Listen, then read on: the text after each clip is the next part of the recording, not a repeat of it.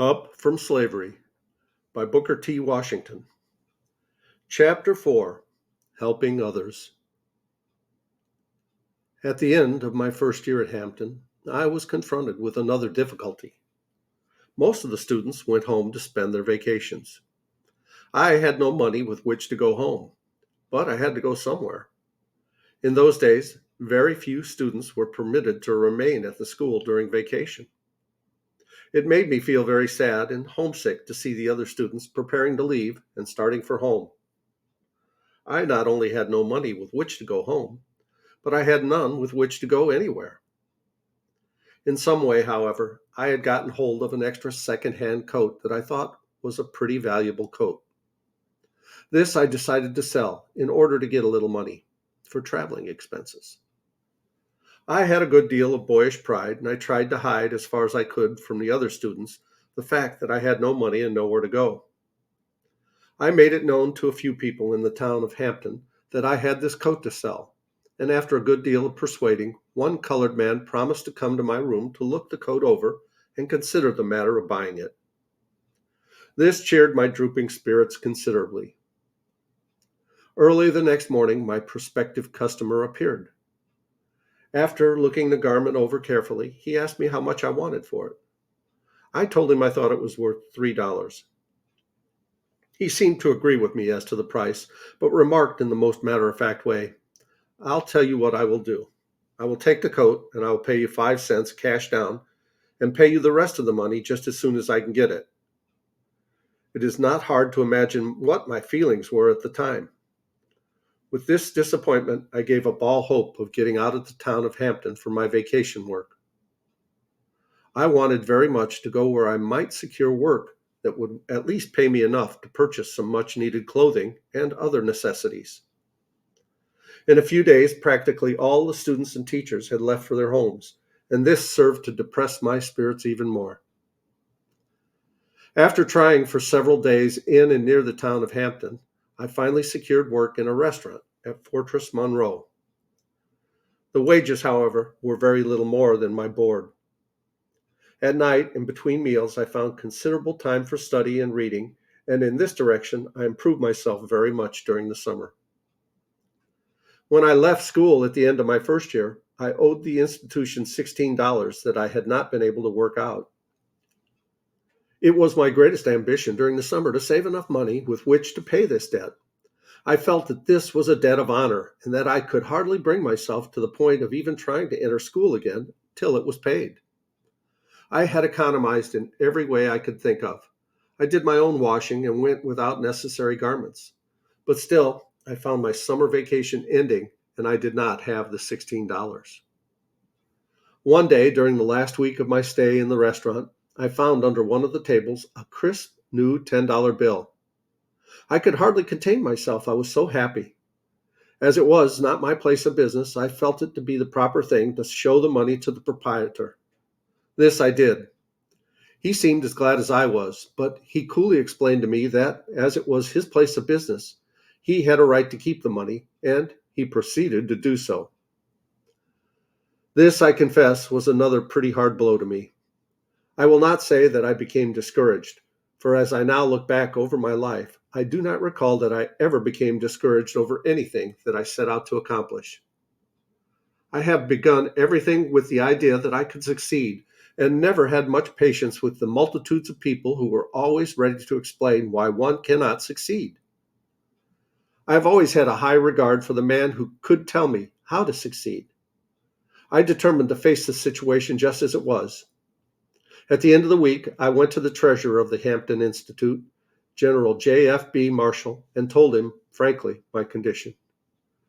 To my gratification, he told me that I could re-enter the institution and that he would trust me to pay the debt when I could. During the second year, I continued to work as a janitor. The education that I received at Hampton out of the textbooks was but a small part of what I learned there. One of the things that impressed itself upon me deeply the second year was the unselfishness of the teachers. It was hard for me to understand how any individuals could bring themselves to the point where they could be so happy in working for others. Before the end of the year, I think I began learning that those who are happiest are those who do the most for others. This lesson I've tried to carry with me ever since. I also learned a valuable lesson at Hampton by coming into contact with the best breeds of livestock and fowls. No students, I think, who has had the opportunity of doing this could go out into the world and content himself with the poorest grades. Perhaps the most valuable thing that I got out of my second year was an understanding of the use and value of the Bible. Miss Nathalie Lord, one of the teachers from Portland, Maine, taught me how to use and love the Bible. Before this, I'd never cared a great deal about it. But now I learned to love to read the Bible, not only for the spiritual help it gave me, but on account of it as literature. The lessons taught me in this respect took such a hold upon me that at the present time, when I am at home, no matter how busy I am, I always make it a rule to read a chapter or portion of a chapter in the morning before beginning the work of the day. Whatever ability I may have as a public speaker, I owe in measure to Miss Lord. When she found out that I had some inclination in this direction, she gave me private lessons in the matter of breathing, emphasis, and articulation. Simply to be able to talk in public for the sake of talking has never had the least attraction for me. In fact, I consider that there is nothing so empty and unsatisfactory as mere abstract public speaking. But from my early childhood, I have had a desire to do something to make the world better, and then to be able to speak to the world about that thing. The debating societies at Hampton were a constant source of delight to me. These were held on Saturday evening, and during my whole life at Hampton, I do not recall that I missed a single meeting. I not only attended the weekly debate society, but was instrumental in organizing an additional society. I noticed that between the time when supper was over and the time to begin evening study, there was about 20 minutes, which the young men usually spent in idle gossip. About 20 of us formed a society for the purpose of utilizing this time in debate or in practice in public speaking. Few persons ever derived more happiness or benefit from the use of 20 minutes of time than we did in this way. At the end of my second year at Hampton, by the help of some money sent me by my mother and brother John, supplemented by a small gift from one of the teachers at Hampton, I was enabled to return to my home in Malden, West Virginia to spend my vacation. When I reached home, I found that the salt furnaces were not running and that the coal mine was not being operated on account of the miners being out on strike. This was something which, it seemed, usually occurred whenever the men got 2 or 3 months ahead in their savings.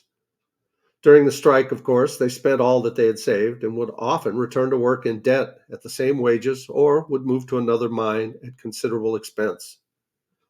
In either case, my observations convinced me that the miners were worse off at the end of a strike. Before the days of strikes in that section of the country, I knew miners who had considerable money in the bank. But as soon as the professional labor agitators got control, the savings of even the more thrifty ones began disappearing. My mother and the other members of the family were, of course, much rejoiced to see me and to note the improvement that I had made during my 2 years in absence. The rejoicing on the part of all classes of the colored people, and especially the older ones, over my return, was almost pathetic. I had to pay a visit to each family and take a meal with each, and at each place tell the story of my experiences at Hampton. In addition to this, I had to speak before the church and Sunday school and at various other places.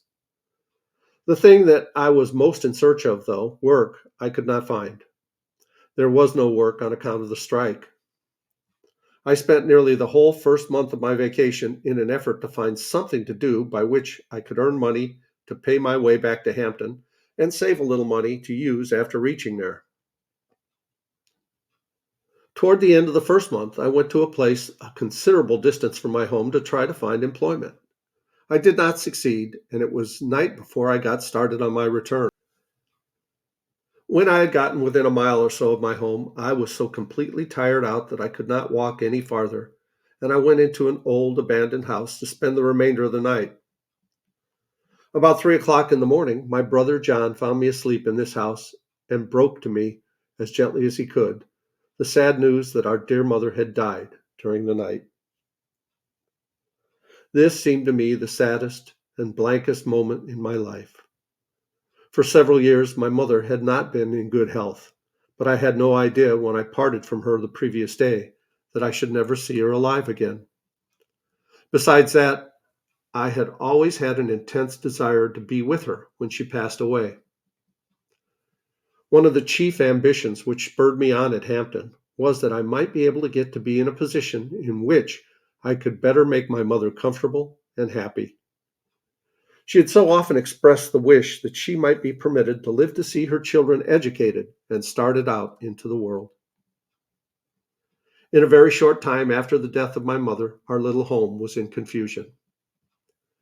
My sister Amanda, although she tried to do the best she could, was too young to know anything about keeping house, and my stepfather was not able to hire a housekeeper. Sometimes we had food cooked for us, and sometimes we did not. I remember that more than once, a can of tomatoes and some crackers constituted a meal. Our clothing went uncared for, and everything about our home was soon in a tumble down condition. It seemed to me that this was the most dismal period of my life. My good friend, Mrs. Ruffner, to whom I had already referred, always made me welcome at her home and assisted me in many ways during this trying period. Before the end of the vacation, she gave me some work, and this, together with work in a coal mine at some distance from my home, enabled me to earn a little money. At one time, it looked as if I would have to give up the idea of returning to Hampton, but my heart was so set on returning that I determined not to give up going back without a struggle. I was very anxious to secure some clothes for the winter, but in this I was disappointed, except for a few garments which my brother John secured for me. Notwithstanding my need of money and clothing, I was very happy in the fact that I had secured enough money to pay my travel expenses back to Hampton. Once there, I knew I could make myself so useful as a janitor that I could in some way get through the school year. 3 weeks before the time of the opening of the term at Hampton, I was pleasantly surprised to receive a letter from my good friend, Miss Mary F. Mackey, the lady principal, asking me to return to Hampton 2 weeks before the opening of school, in order that I might assist her in cleaning the buildings and getting things in order for the new year. This was just the opportunity I wanted. It gave me a chance to secure a credit in the treasurer's office. I started for Hampton at once. During these 2 weeks, I was taught a lesson which I shall never forget. Miss Mackey was a member of one of the oldest and most cultured families in the North, and yet for 2 weeks she worked by my side, cleaning windows, dusting rooms, putting beds in order, and whatnot. She felt that things would not be in condition for the opening of school unless every window pane was perfectly clean, and she took the greatest satisfaction in helping to clean them herself. The work which I have described she did every year that I was at Hampton. It was hard for me at this time to understand how a woman of her education and social standing could take such delight in performing such service in order to assist in the elevation of an unfortunate race. Ever since then, I have had no patience with any school for my race in the South which did not teach its students the dignity of labor. During my last year at Hampton, every minute of my time that was not occupied with my duties as janitor was devoted to hard study. I was determined, if possible, to make such a record in my class as would cause me to be placed on the honor roll of commencement speakers. This I was successful in doing. It was June 1875 when I finished the regular course of study at Hampton. The greatest benefits that I got out of my life at the Hampton Institute, perhaps, may be classified under two heads. First was contact with a great man, General S.C. Armstrong, who, I repeat, was, in my opinion, the rarest, strongest, and most beautiful character that I had ever been my privilege to meet. Second, at Hampton, for the first time, I learned what education was expected to do for an individual. Before going there, I had a good deal of the then rather prevalent idea among our people that to secure an education meant to have a good, easy time, free from all the necessity of manual labor. At Hampton, I not only learned that it was not a disgrace to labor, but learned to love labor, not for its financial value, but for labor's own sake.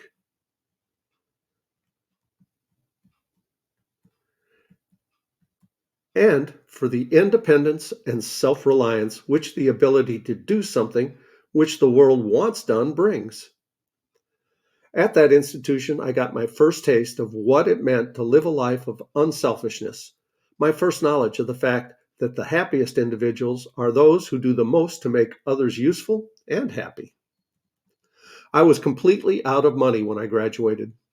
In company with other Hampton students, I secured a place as a table waiter in a summer hotel in Connecticut and managed to borrow enough money with which to get there. I had not been in this hotel long before I found out that I knew practically nothing about waiting on a hotel table.